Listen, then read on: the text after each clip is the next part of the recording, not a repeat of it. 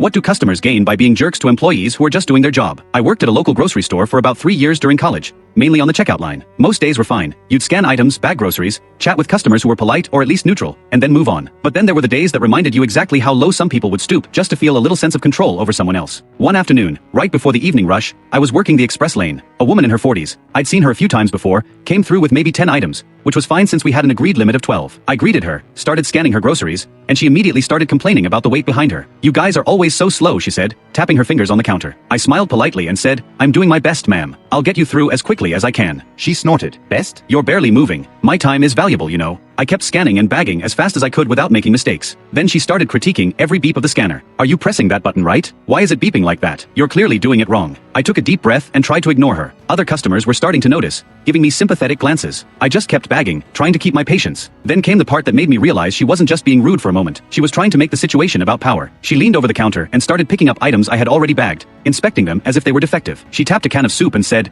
"This can look dented. Are you going to sell me that? Do you even care?" I told her it looked fine to me and that she could have a replacement if she wanted. She waved her hand like I was dismissing her entirely and started loudly commenting about how awful the service was at our store. A line of people had formed behind her, and she didn't care. "Everyone here is useless. They don't even know how to do their job," she said, looking around like she was giving a performance. Some of the people in line started to murmur, and a young couple left their carts to move to another lane. It felt like the store was shrinking around her rudeness, but she didn't stop. She criticized the way I bagged items, the speed of my scanning, and even my posture. "You're leaning too much. Do you even lift weights? Do you even have arms strong enough to do this properly?" By this point, I was seething, but I couldn't respond in kind without getting in trouble. I kept my tone calm and polite, repeated my offers for replacements, and scanned the rest of her items. Then she finally reached for her wallet, fumbling around dramatically. She sighed loudly, making it clear she was doing us all a favor by spending her money. She paid, slammed the receipt on the counter, and stormed off. I looked up and noticed the line behind me was silent for a few seconds. Then someone muttered, "Some people really think the world revolves around them." Another customer came up and handed me a $20 tip, saying, "You handled that like a pro. Don't let jerks like that ruin your day." I smiled, thanked them, and kept scanning. What struck me the most wasn't just the rudeness itself, it was how little the woman actually gained from it. She spent 10 minutes screaming at someone whose job was to help her,